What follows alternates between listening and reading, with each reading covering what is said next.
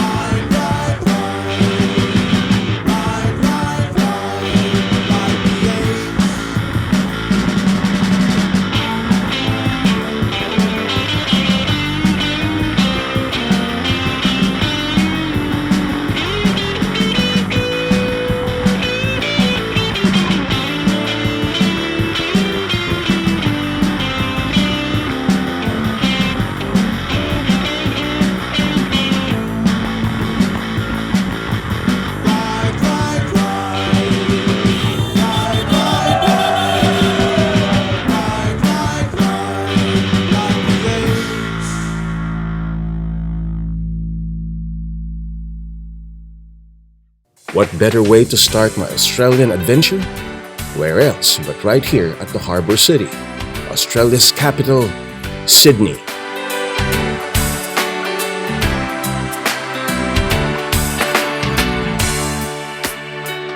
I'm only here for a couple of days to attend my niece's wedding ceremonies. To make the most out of my Aussie trip, I made sure to enjoy and see what Australia has in store for riders like me.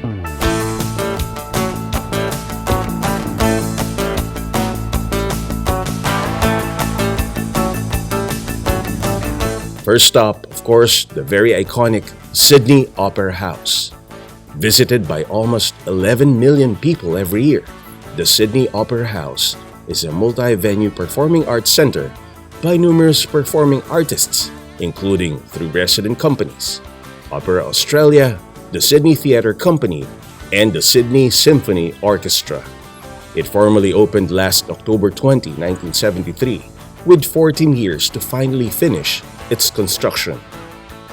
In 2007, Sydney Opera House was added to UNESCO's World Heritage List. Now, the Sydney Opera House continues to be a tourist destination and a manifestation of the Aussies' high regard for architecture and performing arts. Not so very far from the iconic Opera House is the Coat Hanger, or the Sydney Harbour Bridge. It is the 6th longest spanning arch bridge in the world and the tallest steel arch bridge, measuring 440 feet from top to water level.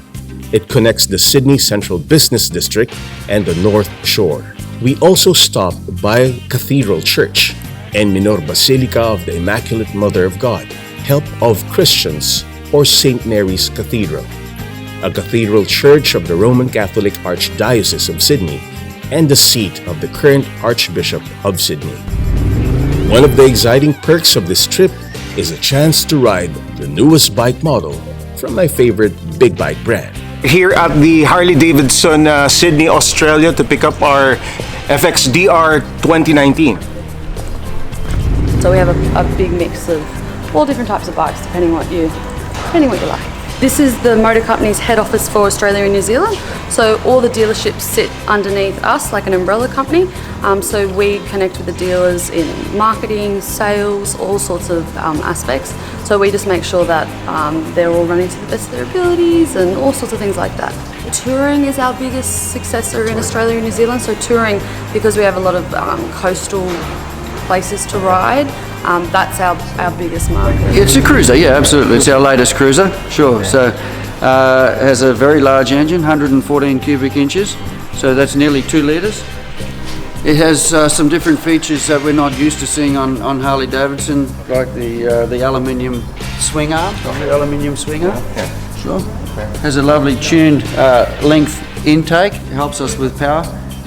The dash is very sports-like, as in it's quite small. And it's not a large dash, but it still retains the 45-degree Harley Davison engine. It's closer to the ground. It is very low to the ground, absolutely. And even though it has a very large, I think it's a 260 rear tyre on there, the handling, wide. it is very wide. The handling is very capable in the corners. So, yeah, very happy with the handling. Yeah, it's agile through traffic, and then when you get onto the wider, twisty roads, it's still lovely to ride. So, the suspension's quite forgiving, so it's lovely. And the displacement is the... Yeah, 114. Yeah, and these ones. Okay. Sure. You can actually, if you'd like, you can actually make them up to 117 cubic inch. So It's time to put the wheels going. Time to get Harley Davidson's FXDR 114 on the go. Our first destination, one of Australia's iconic beaches. Andito tayo ngayon sa Sydney, Australia, isa sa pinakasikat na pasyalan dito, yung Bondi Beach. Dahil medyo mainit pa yung panahon, marami pang nagsiswimming dito sa beach na to. Isa sa pinakakilalang lugar dito sa Sydney.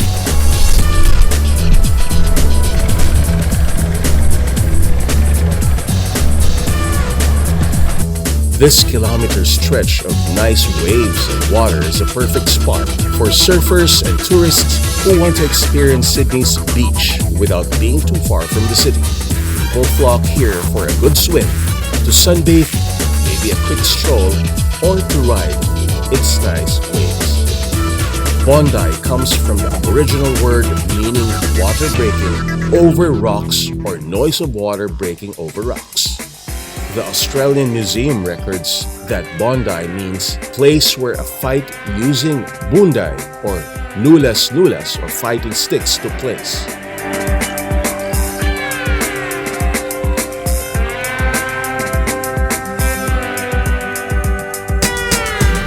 On my second day at Australia's capital, I had time to ride with fellow Filipino riders.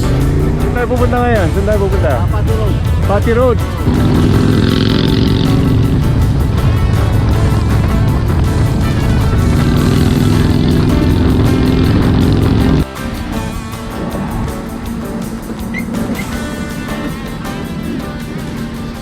Prince, malayo pa tayo?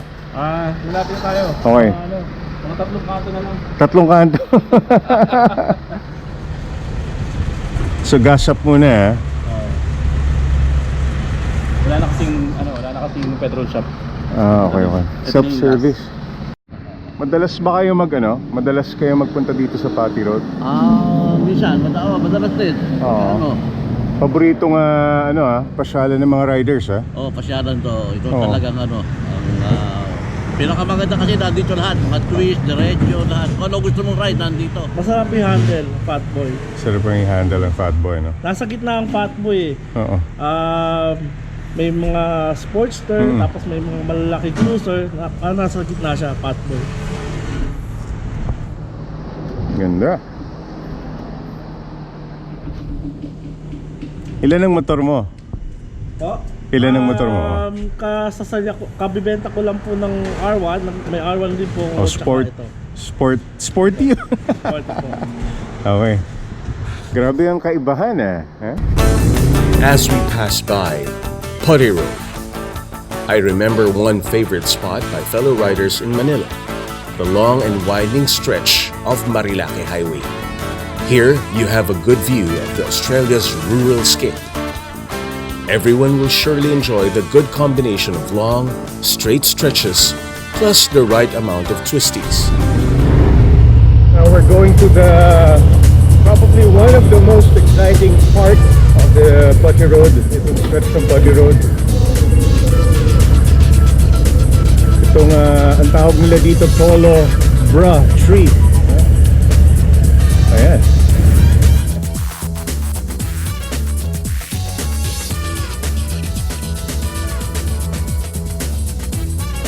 Bakit tinawag na bra trito? Bakit nagsasabit ng bra? Ha? Trip lang nila. Yung, Trip lang nila. Oo. Ano naman dito? Siguro may nagkumpisa lang dyan. Ayan, nakita mo pag may mga biherong dumadaan dito, nakita yan. Siguro, na-attract sila. Oo. Ito, puro bra. May nagsabit ng shorts. Board shorts. Ayan, oh. Pero bra 3 talaga siya eh. Diba? Yan ang makukulay na palamuti. Itong puno na to. Nagsasabit sila ng bra pag pupunta sila dito. Di ba tayo mag-iiwan ng brief dito?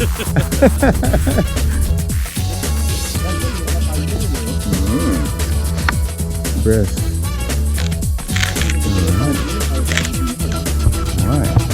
Bilang pakikiisa sa Breast Cancer Foundation. Ito, sa ngalan to ng ng breast cancer awareness eh.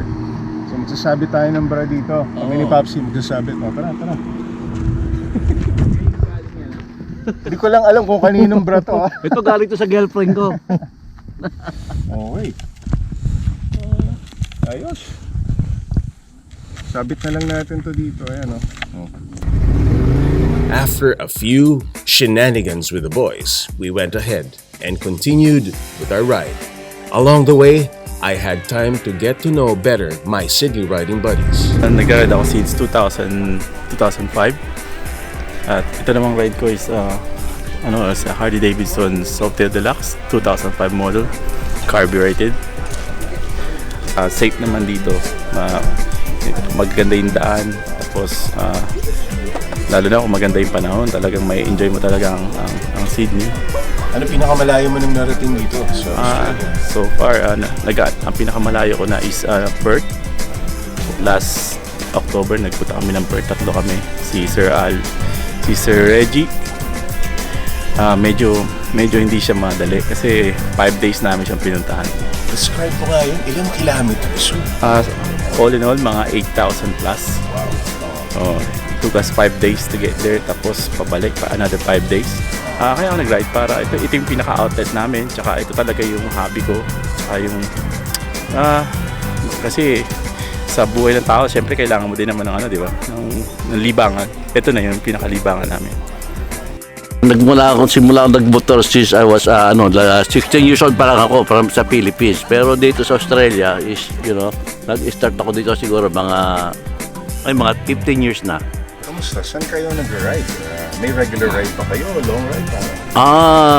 Minsan dito sa Patty Road, sa mga Washman Ferry, kung saan marami naman napagra-ridean dito eh. Every weekend, ganyan, kung sino ang libre, kami nagra-ride. Yan. Para sa akin, kaya ako nagra-ride, tanggal ang stress, tsaka yung siguro passion ko na talagang nag-ride kasi talagang hindi ko magmotor noon pa. Dito po kami madalas magtambay kasi dito makakapag-practice ka dito. Parang playground, no? Parang playground po siya. Pero maraming casualty rin po kasi dito kasi dito nga parang yung mga baguhan na nag-over the limit. Pero mas advice ko po talaga na na mag-track like racing track. Kung gustong mag-aral talaga, wag sa ride ka dito. Tamang cruising lang po.